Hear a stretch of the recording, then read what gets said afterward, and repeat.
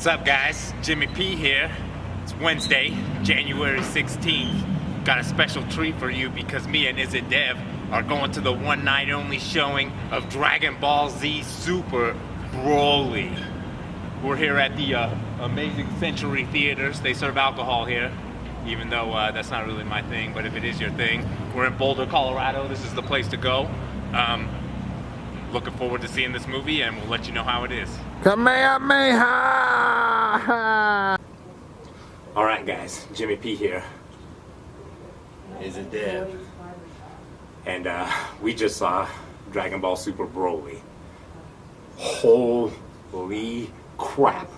I'm sorry, go ahead. I don't even know where to begin. Amazing.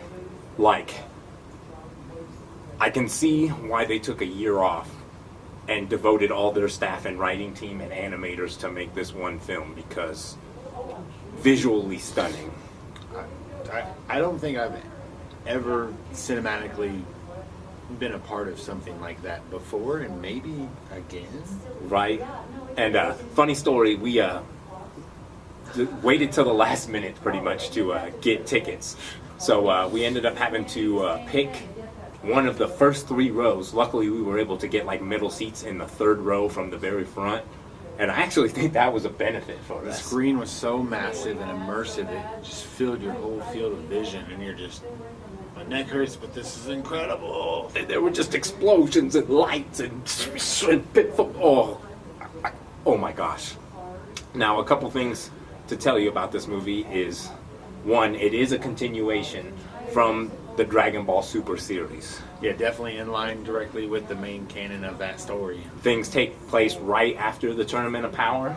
A little bit before, but it's like some prequel setup stuff, only like 10 minutes or so is devoted to. Right, jumps back and forth in time between, you know, the back in the day stuff. When the Saiyan home planet was destroyed. Well, I mean, stuff like that. I mean, we haven't gave the spoiler warning yet. That's canon. It's canon. It is canon. But, yeah, so, you know, it's the basic story of the rise and fall of Paragus and his son Broly,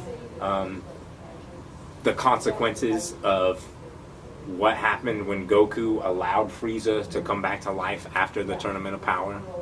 It's really neat how you get to see the universe after the Tournament of Power and what's been going down, and how the Dragon Ball crew are just kind of the more main members of the Dragon Ball crew are doing anyways. The movie's very fast-paced. I was never bored with anything that was going on. Humor, some of it was just absolutely phenomenal. Like some of the inside jokes, some of the... To hear cuss words in a... Vegeta definitely getting crazy with his words. Yeah, it's funny. Impressive. Funny stuff. Yeah, seeing Goku being Goku is always absolutely ridiculous. The music in this movie is something I gotta touch on here, because oh my gosh, I've never heard such ridiculous music in like an anime movie or anything like this. Just to give you kind of an example, like there's stuff going on in the background like Goku. Just yeah, like Goku and Kamehameha are like lyrics in these songs. Not even lyrics. They didn't have lyrics. They were just like random words popping into these it's very orchestrative tracks that were like, maybe it was something was lost in translation to the English part, and maybe that was more acceptable in the culture where this originated from compared to our Western culture. Now, obviously, this is a reintroduction of Broly into the Dragon Ball universe. Yeah. So, lots of retconning occurs. Like, they actually give Broly some meat and some character, which I think he was lacking before in the other continuity. He was just kind of there to be a monster, like Doomsday was for Superman.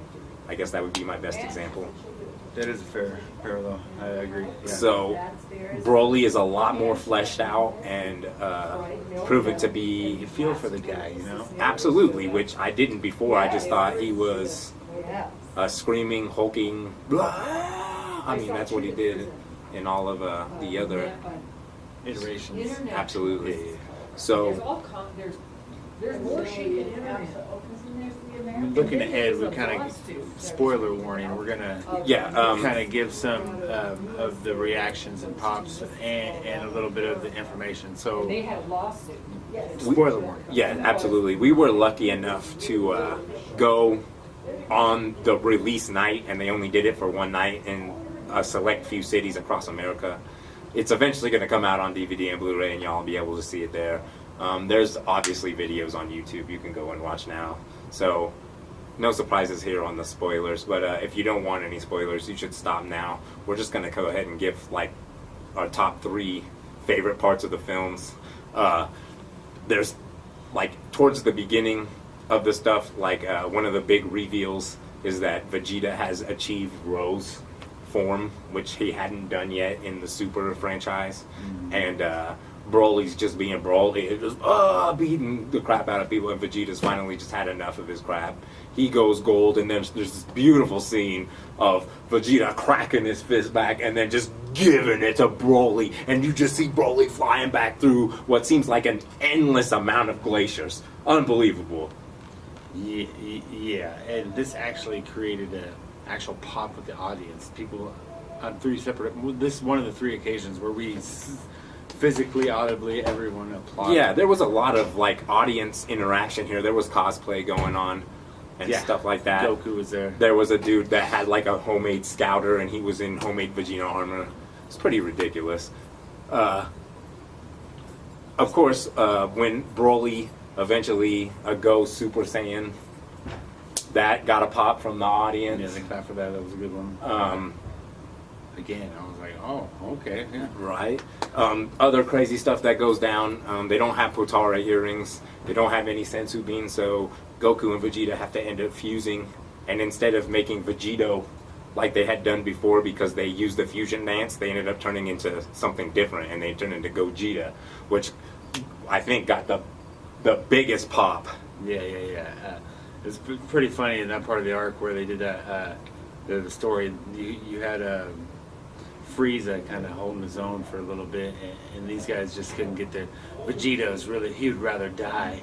That was one of my favorite parts of how adamant Vegeta was about not doing the fusion dance, and he couldn't get it right, and they had to wait, and this whole time you just see Frieza getting destroyed. And that was one of the things that I was most worried about going into this film, because like Frieza was kind of made to look like comedy relief, kind of like what they were doing as they were veering into like GT and stuff like that, and I did not want to see that happen, because I really enjoyed what happened with Frieza in the Tournament of Power and him coming back to prominence as a major villain.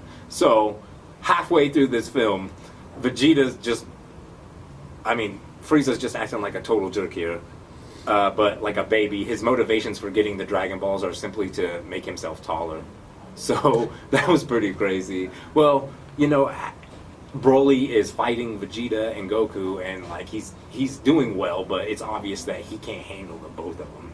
And Frieza's thinking into the back of his mind, like, what triggered Goku to like go Super Saiyan, and he remembers blowing Krillin up, and they actually show it.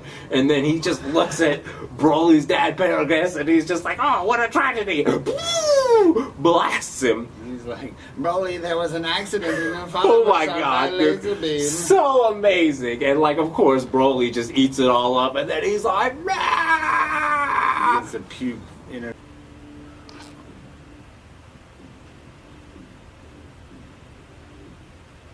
Wait a minute. Frieza. Whew. That was close, guys. So, have you gone and seen Dragon Ball Super yet? If not, what are you waiting for? This is the Dragon Ball event that you have been waiting for. If you're a fan of Dragon Ball or anime in general, it's a must-see. Make sure you go rent it, buy it, check it out. For everyone here at Rotted Peach Productions, this is Jimmy P. Also, Izzit Dev here hiding out. Dragon Ball Super, 2 thumbs up. Go see it. We're out.